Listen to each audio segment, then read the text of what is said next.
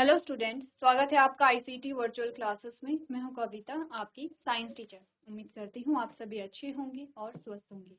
तो class continue करेंगे अपना क्वेश्चन पेपर, जिसमें हम देख रहे थे 2023 का क्वेश्चन पेपर। और इसमें अभी तक हमने कुछ क्वेश्चन सॉल्व किए हैं। कौन कौन से क्वेश्चन हमने देखे हैं एक बार आप लोग देख लेंगे, ठीक है। आपको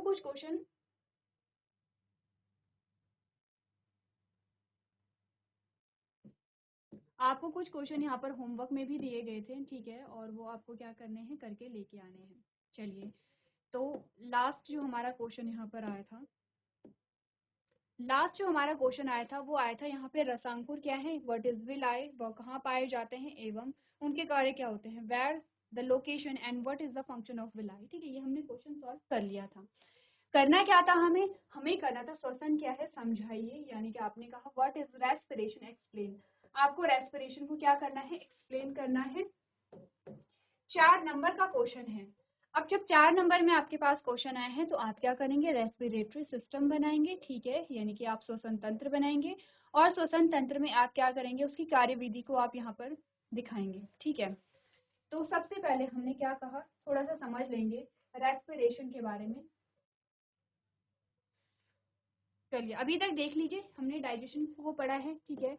डाइजेशन के बाद आपने पढ़ा है यहाँ पे फ्लावर को, फ्लावर के पार्ट्स को हमने पढ़ा है, ठीक है। नेक्स्ट आपने न्यूट्रिशन को पढ़ा है, फोटोसिंथेसिस को हमने पढ़ा है यहाँ पर। और हमने पढ़ा है यहाँ पर, आपसे कहा गया था कि जो जाइलम है, जाइलम का कार्य क्या होता है, आपने कहा जल का परिवहन करना जाइलम का क्या होता है, काम होता है, ठीक है।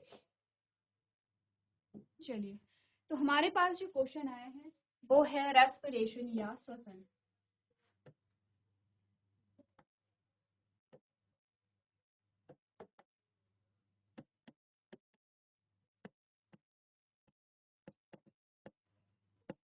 अगर मैं आपसे पूछूं कि जो श्वसन है या रेस्पिरेशन है वो क्या होता है, तो आप कहेंगे सांस लेना, और सांस छोड़ने की जो प्रोसेस होती है उसे हम क्या कहते हैं, रेस्पिरेशन कहते हैं या श्वसन कहते हैं, ठीक है।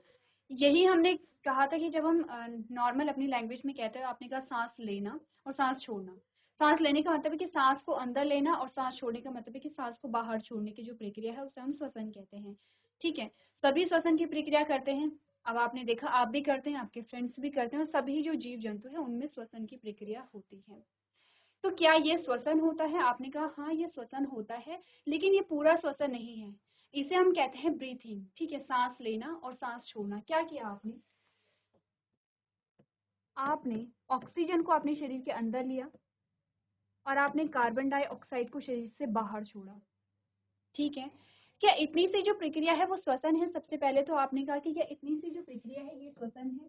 दूसरा, आपने कहा जो श्वसन है उसकी आवश्यकता क्यों होती है, रेस्पिरेशन या श्वसन की आवश्यकता या नीड क्या है, वो हमें पढ़ना है।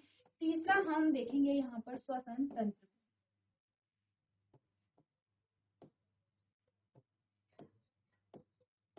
तीसरा क्या देखेंगे हम, श्वसन तंत्र देखेंगे। ये सारी चीजें हम डिस्कस करेंगे, और उसके बाद श्वसन से रिलेटेड जितने भी आपके क्वेश्चन होते हैं वो यहाँ पर कंप्लीट हो जाते हैं, ठीक है। स्टार्ट करें। सबसे पहले स्टार्ट करते हैं, क्या सांस लेना और सांस छोड़ना इस प्रक्रिया को हम श्वसन कहते हैं? आपने कहा ये श्वसन का एक पार्ट है। इसका मतलब श्वसन की प्रक्रिया अभी तक पूरी नहीं हुई है, श्वसन की प्रक्रिया इससे ज्यादा होती है। तो क्या होती है,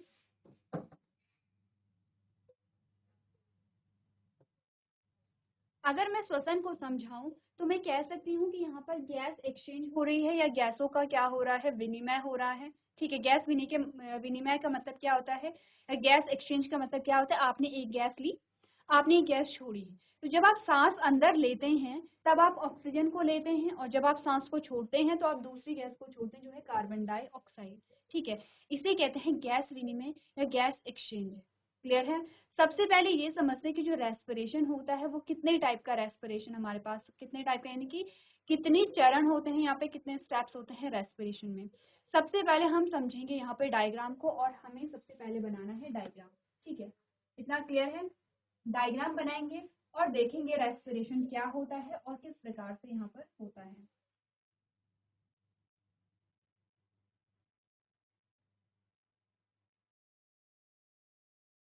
आपका जो रेस्पिरेटरी सिस्टम है उसके जो मुख्य भाग होते हैं वो ये आपके पास आते हैं। ठीक है, मुख्य भाग आपके पास ये आते हैं। अब जो भाग यहाँ पर हैं, जो स्ट्रक्चर यहाँ है वो स्ट्रक्चर यहाँ है। ठीक है, क्लियर है इतना। इसके बाद आती है आपकी यहाँ पे ब्लड वेसल्स। ठीक है,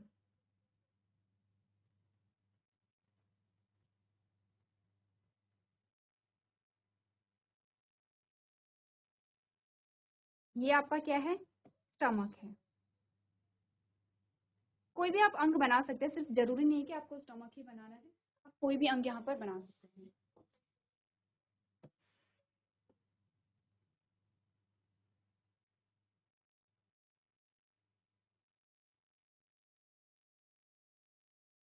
चलिए, सबसे पहले कर लेंगे यहाँ पर लेबलिंग। सबसे पहले आपके पास यहाँ पर जो आते हैं, ये जो भाग आपके पास आते हैं, ये आपके नॉस्ट्रल्स आते हैं। नॉस्ट्रल्स जो आपके क्या होते हैं, नासा द्वार होते हैं। ठीक है, ये क्या आते हैं, आपके नॉस्ट्रल्स होते हैं, या जिन्हें आप नासा द्वार कहते हैं। उसके बाद वाला जो भाग है, ये आपका आता है विंड पाइप जिसे कहते हैं, या वायु द्वार। वायु द्वार कहिए, या इसे कहते हैं ट्रैकिया। ठीक है, विंड पाइप, या इसे क्या कहते हैं, ट्रैकिया कहते हैं। विंड पाइप कौन सा होता है, ये जो आप फील कर रहे हैं, ये वाला जो है, ये जो आपको फील हो रहा है, ये क्या है, आपका विंड पाइप है। विंड पाइप में आपको कुछ इस प्रकार की संरचनाएं दिखाई देती हैं।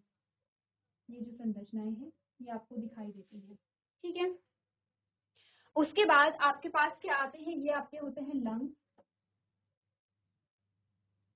जिन्हें आप कहते हैं फेफड़े।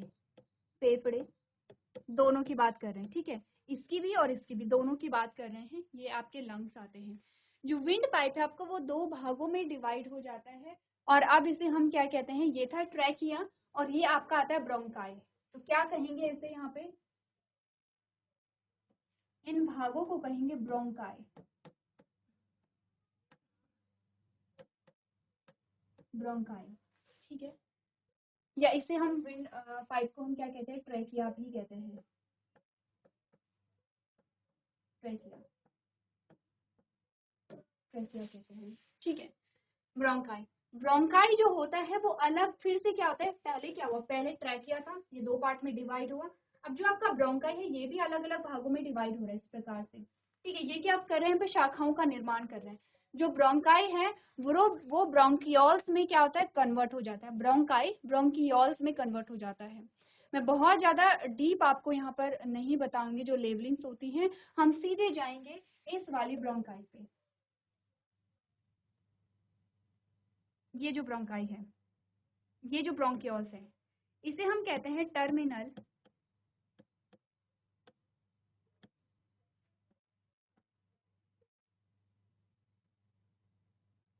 ब्रोंकियोल्स। क्या कहेंगे इसे, टर्मिनल ब्रोंकियोल्स कहते हैं। और उसके बाद ये बलून जैसे स्ट्रक्चर आते हैं, जिसे हम कहते हैं एल्वियोलाई। क्या कहेंगे इन्हें,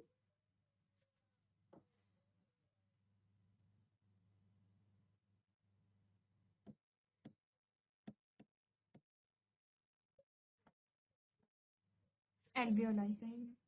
सबसे पहले तो आपको ये लेवलिंग समझ में आई है, तो हम उसके बाद आगे बढ़ेंगे। ठीक है, सबसे पहले आपको सीक्वेंस याद रखना है। आपकी क्या आती है, सबसे पहले नॉस्ट्रल्स आती हैं। ये आपकी क्या है, नॉस्ट्रल्स जिसे कहते हैं नासा।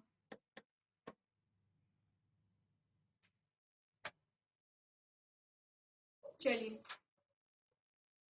तो यहाँ पर आपने नोट कर लिया है क्या क्या चीजें हमने समझी हैं। तो आपको सीक्वेंस सबसे पहले तो ध्यान रखने की, क्या सीक्वेंस हमारे पास आया है। सबसे पहले है नॉस्ट्रल, जिसे नासा द्वार कहते हैं। विंड पाइप, या जिसे हम क्या कहते हैं, ट्रैकिया कहते हैं।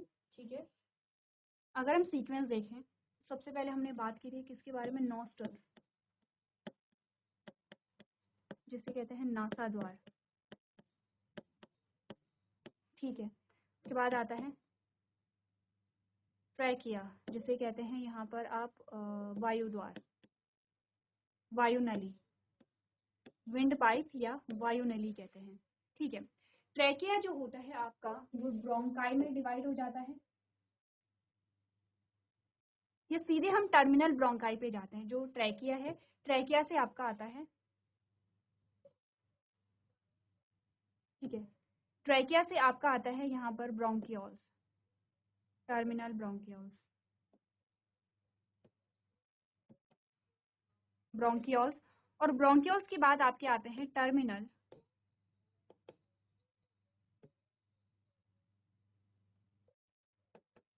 ब्रोंकियोल्स। टर्मिनल ब्रोंकियोल्स के बाद आपके पास क्या आते हैं, यहाँ पे एल्वियोलाई आते हैं। ये सीक्वेंस सबसे पहले तो ये देखिए, सीक्वेंस ये है। डायग्राम में अगर हम सीक्वेंस देखेंगे तो डायग्राम में हमारा सीक्वेंस ये आता है। इतनी बातें क्लियर है। ये आपका क्या आएगा, स्टमक आएगा। ये कि कोई भी ऑर्गन आप ले सकते हैं, या स्टमक की जगह हम इसे ऑर्गन लिखेंगे। ये क्या लिखेंगे हम, बॉडी ऑर्गन, ठीक है, बॉडी ऑर्गन।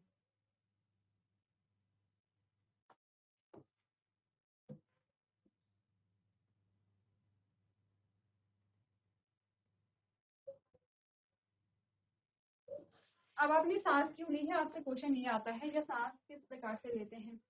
सबसे पहले जो श्वसन आपका होता है वो यहाँ नॉस्ट्रल्स पे होता है। आपकी नॉस्ट्रल से क्या होती है, ऑक्सीजन अंदर जाती है और कार्बन डाइऑक्साइड बाहर आती है, ठीक है। तो हमने कहा कि यहाँ से जो है इसे थोड़ा सा और ब्रॉड बना देते हैं जिससे कि हम चीजों को समझ पाए, ठीक है। यहाँ से आपने कहा जो ऑक्सीजन है वो अंदर गई, और क्या हुआ है, जो CO2 है वो बाहर आया है, ठीक है। सबसे पहला तो यहाँ पर गैसेस एक्सचेंज यहाँ पर होता है जब आपने नाक से सांस अंदर ली है और नाक से सांस बाहर छोड़ी है। इस प्रकार के रेस्पिरेशन को आप कहते हैं एक्सटर्नल रेस्पिरेशन। तो क्या कहेंगे इस प्रकार के रेस्पिरेशन को, यहाँ पर जो यहाँ पर हो रहा है पर्टिकुलरली, इसे हम कहते हैं एक्सटर्नल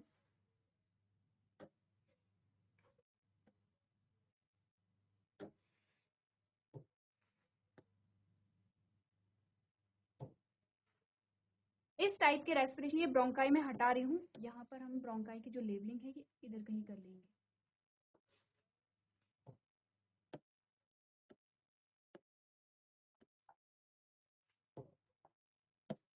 इस टाइप के रेस्पिरेशन को हम कहते हैं एक्सटर्नल रेस्पिरेशन, एक्सटर्नल रेस्पिरेशन, या इसे हम कहते हैं बाह्य श्वसन। ध्यान रखिए, पहला टाइप आपके पास, पहला चरण आपके पास कौन आया है, एक्सटर्नल रेस्पिरेशन आया है। कहाँ पर हुआ है, आपने नाक से क्या ली है, सांस अंदर ली है, और आपने नाक से ही सांस क्या करी है, बाहर से छोड़ी। नॉस्ट्रल्स का मतलब है ये जो आपके नॉस्ट्रल्स होते हैं दो, ठीक है। सबसे पहला रेस्पिरेशन यहाँ पर हुआ, सबसे पहला जो गैस एक्सचेंज है, तो इसे हम ब्रीथिंग कहते हैं। इसे आप रेस्पिरेशन नाम ना देकर के इसे क्या कहेंगे, ब्रीथिंग नाम इसे देते हैं, ठीक है। उसके बाद जो सेकंड जो आपके पास चरण आता है, सेकंड स्टेप जो आता है, इसमें क्या हुआ, इसमें आपने देखा ऑक्सीजन यहाँ से आई, एरो पे ध्यान देंगे, ठीक है। मैं नाम नहीं लिख रही हूँ, यहाँ पे O2 नहीं लिख रही हूँ, आप एरो पे ध्यान देंगे। अगर मैं रेड कलर से दिखा रही हूँ इट मीन्स कि मैं ऑक्सीजन की बात कर रही हूँ, और ऑक्सीजन यहाँ पर आ जाती है, कहाँ पर आ गई है, आपके एल्विलाई में आ गई है। ध्यान रखें यहाँ पे सीक्वेंस मस्ट होता है, इंपॉर्टेंट होता है।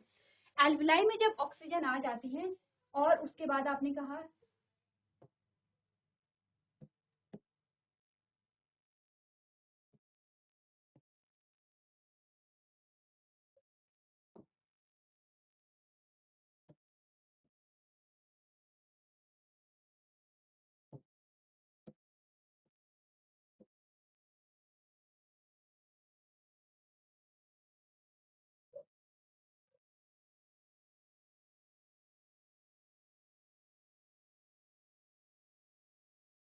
अब क्लियर है, अब ठीक है, ठीक है। अब यहाँ पर हमने क्या बोला, यहाँ पर आपके ब्लड में कार्बन डाइऑक्साइड है। कार्बन डाइऑक्साइड कहाँ से आया है, ये अभी हम देखेंगे, ठीक है।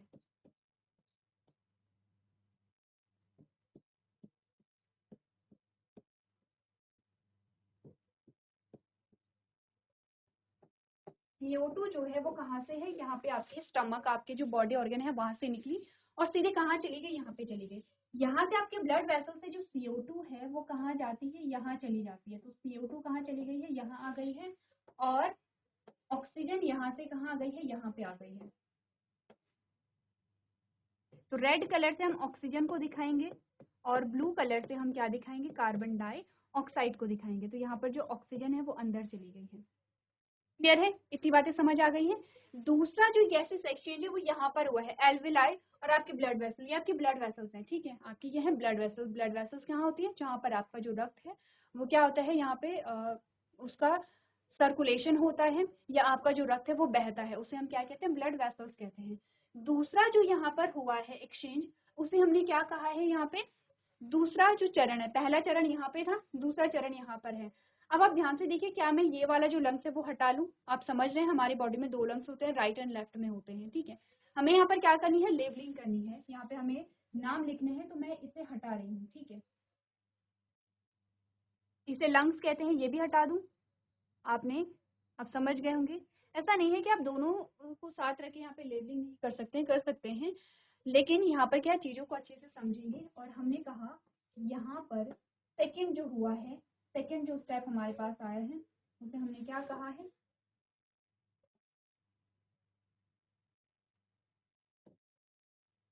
इंटरनल रेस्पिरेशन,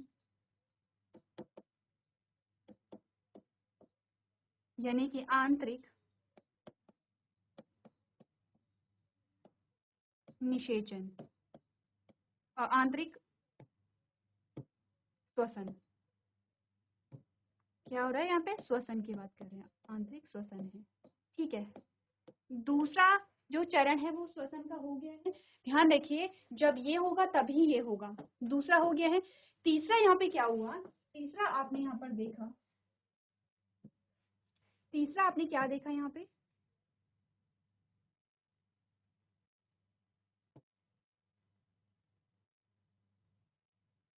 तीसरा आपने देखा कि ऑक्सीजन आपके शरीर में चली गई है।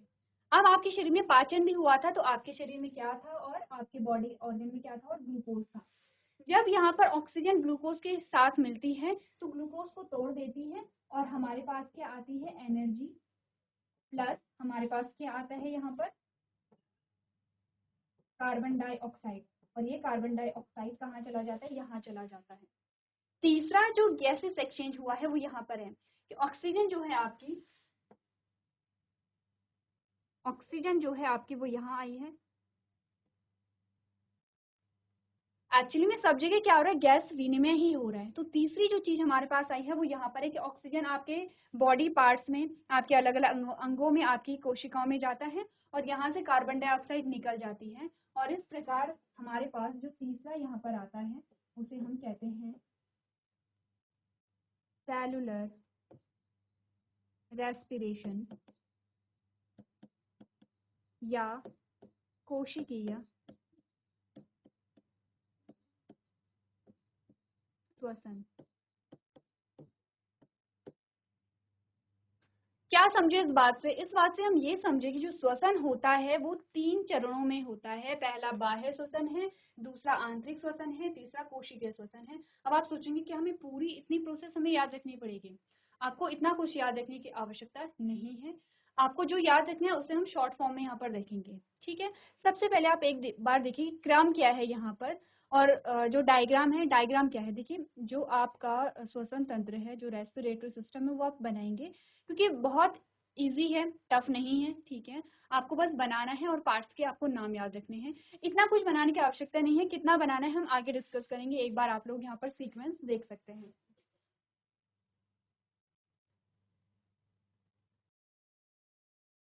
एक और चीज मेंशन करनी है यहाँ पर,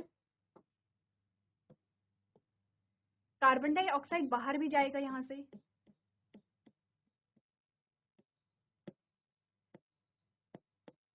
तभी तो कार्बन डाइऑक्साइड बाहर निकल रही है, ठीक है। अब ठीक है, चलिए अब आप देखिए।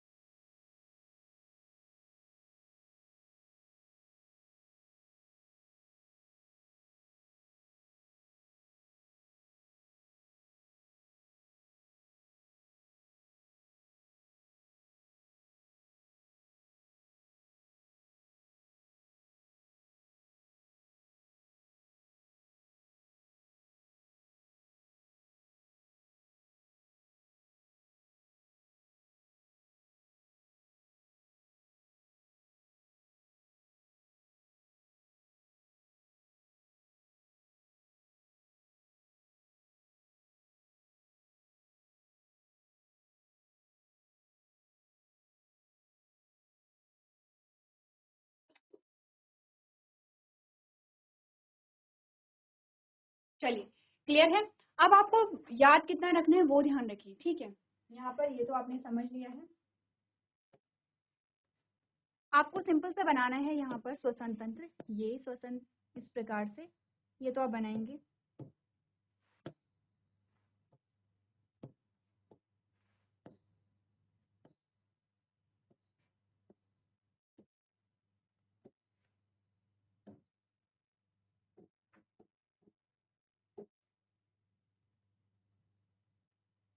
सिर्फ इतना आपको श्वसन तंत्र बनाना है, ये है, इतना इनफ होता है, ठीक है। यहाँ पर आप नाम लिख लेंगे, नासा द्वार है जिसे आप नोस्ट्रल कहते हैं, ये आपका ट्रैकिया है, या विंड पाइप है, या फिर क्या है, वायु नली है, ठीक है। ये आपका क्या आता है, ब्रोंकाई आ जाता है, और लास्ट में आप लिख लेंगे ऐसे टर्मिनल ब्रोंकियोल्स है, और इसका नाम है एल्वेलाई है, जो हमने लिखा हुआ है। बस इतना आपको क्या बनाना है, श्वसन तंत्र बनाना है, इतना इनफ है आपका, ठीक है। ये आपने बना लिया है। अब आपने कहा कि श्वसन किसे कहता है, क्वेश्चन क्या था, क्वेश्चन एक बार फिर से देखिए, क्वेश्चन क्या था, श्वसन क्या है समझाइए, ठीक है। आपने कहा जो श्वसन है वो एक गैस विनिमय है, या फिर आपने कहा गैस एक्सचेंज की एक प्रोसेस होती है जिसमें आप क्या करते हैं, ऑक्सीजन को इनहेल करते हैं और कार्बन डाइऑक्साइड को एक्सहेल करते हैं। तो आपने कहा श्वसन की प्रक्रिया जो होती है, आपने कहा अगर हम देखें डेफिनेशन, अगर हम देखें डेफिनेशन कैसे बताएंगे आप श्वसन क्या है।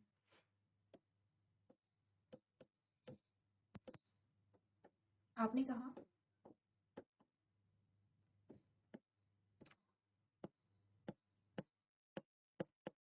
सांस अंदर लेने व सांस बाहर छोड़ने की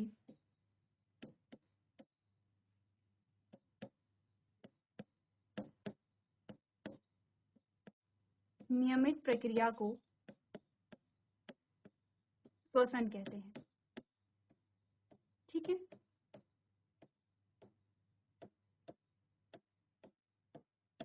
एक तो पहले ये लिखेंगे, दूसरा होता है कि श्वसन की प्रक्रिया 3 चरणों में पूरी होती है, एक लाइन ये भी ऐड कर लेंगे, श्वसन की प्रक्रिया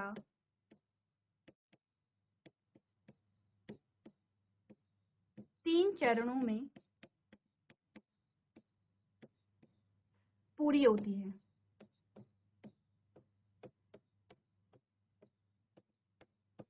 कौन कौन से वो 3 चरण हैं, पहला हमने कहा बाह्य श्वसन,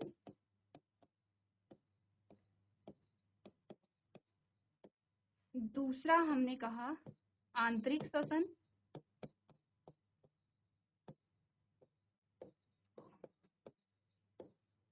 तीसरा हमने कहा कोशिकीय श्वसन।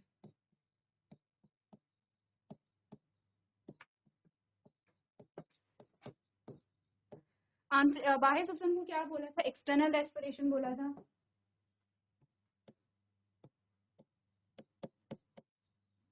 एक्सटर्नल रेस्पिरेशन, दूसरा आता है इंटरनल रेस्पिरेशन, और तीसरा आता है सेलुलर रेस्पिरेशन, ठीक है। एक्सटर्नल रेस्पिरेशन किस किस के बीच में होता है, आपके इन्वायरमेंट, आपके वातावरण और आपके नॉस्ट्रल्स या नासा द्वार के बीच में। तो आपने बोला ये किसके बीच में होता है, अगर आपसे पूछा जाए तो आपने कहा आपके वातावरण व नासा द्वार के बीच में, क्योंकि आप वातावरण से सांस को ले रहे हैं, वातावरण से आप ऑक्सीजन को ले रहे हैं, और वातावरण में आप कार्बन डाइऑक्साइड को छोड़ रहे हैं।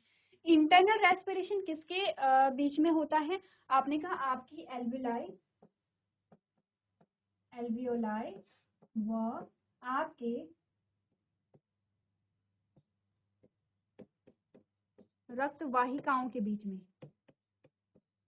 ठीक है, क्लियर है।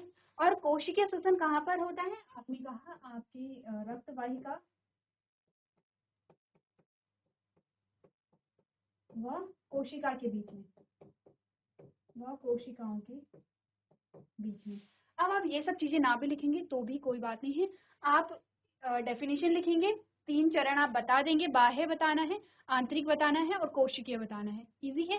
सबसे पहले बाह्य बताना है, फिर आंतरिक बताएंगे, फिर कोशिकीय श्वसन बताएंगे और इसके साथ आप क्या कर देंगे, ये छोटा सा डायग्राम आप बना लेंगे। इतना इनफ है आपके क्वेश्चन के लिए। ठीक है, तो एक बार आप लोग डेफिनेशन को पढ़ लेंगे।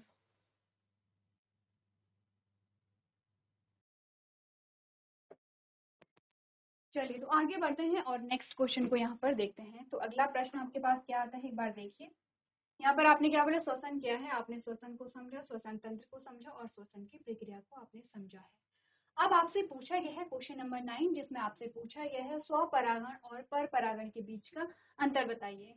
कि परागण क्या होता है, पॉलिनेशन क्या होता है। आपने कहा explain the difference between self pollination and cross pollination.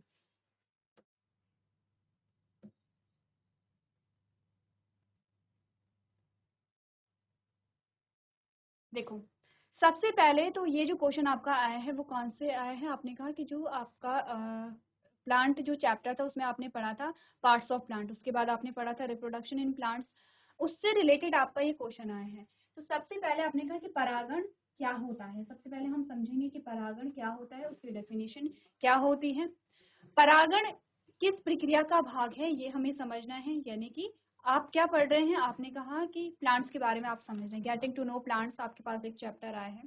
उसमें हमने सबसे पहले समझे कि अलग अलग प्रकार के क्या होते हैं, पौधे होते हैं, उनका वर्गीकरण किया है। जैसे कि आपने कहा उसके तने के आधार पे, ठीक है, उसके तने की लंबाई कितनी है, तने की मोटाई कितनी है, तना कोमल है या फिर तना कैसा है, यहाँ पे पतला है, इसके बेसिस पे हमने कहा था हर्ब्स होते हैं जिन्हें जड़ी बूटी कहा था, श्रब होते हैं जिन्हें आपने झाड़ियां कहा था, और ट्री होते हैं जिन्हें आप पेड़ कहते हैं। आपने कहा फूलों की उपस्थिति और अनुपस्थिति के आधार पर आपने कहा फ्लावरिंग प्लांट्स होते हैं और नॉन फ्लावरिंग प्लांट्स होते हैं। ठीक है, पुष्पीय पौधे और अपुष्पीय पौधे होते हैं। इसके अलावा आपने क्लाइंबर्स और क्रीपर्स के बारे में बात की थी।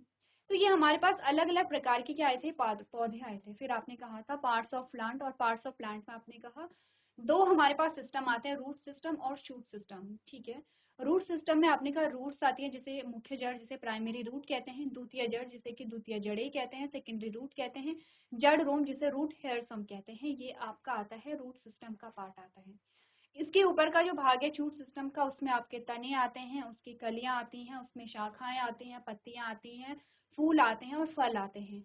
अब हमने एक एक करके हर एक पार्ट को पढ़ा था। सबसे पहले आपने जड़ को पढ़ा है, जड़ के बाद आपने तने को पढ़ा है, तने के बाद आपने पत्ती को पढ़ा है। तो ये मुख्य आपके ये आते हैं, भाग आते हैं। ठीक है, इसके बाद एक और पार्ट आपने पढ़ा है, वो है फूल यानी कि फ्लावर। अब आप देखेंगे फ्लावर के बारे में आपने क्या पढ़ा है। अगर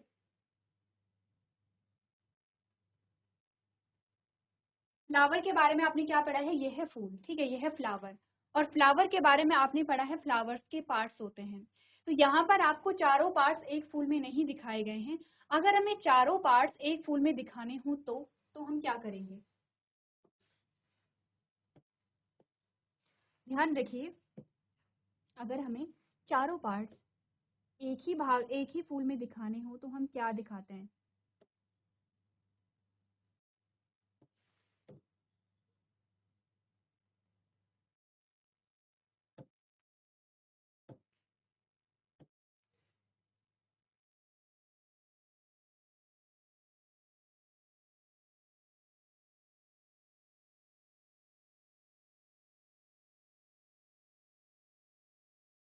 अब आपके पास चारों भाग आ गए हैं एक ही फूल में। ये एक फूल के, एक द्विलिंगी फूल के क्या है, भाग हैं। ठीक है, जिसे आप क्या कहते हैं, बाइसेक्सुअल फ्लावर कहेंगे। ठीक है, इसमें आप चारों भाग आपने यहाँ पर देख लिए हैं। जब आपने फूल के बारे में पढ़ा था तब आपने क्या बात की थी, आपने बात की थी कि जो फूल होता है वो पौधे का क्या है, रिप्रोडक्टिव पार्ट है या लैंगिक भाग है। यहाँ आपने लिखा होगा कि फूल क्या है, लैंगिक भाग है। ये आपने बात की है किसके बारे में, लैंगिक भाग के बारे में। लैंगिक भाग का मतलब होता है कि यहाँ पर पौधे में क्या होगा, प्रजनन की प्रक्रिया होगी। ठीक है, पौधे में अगर प्रजनन की प्रक्रिया हो रही है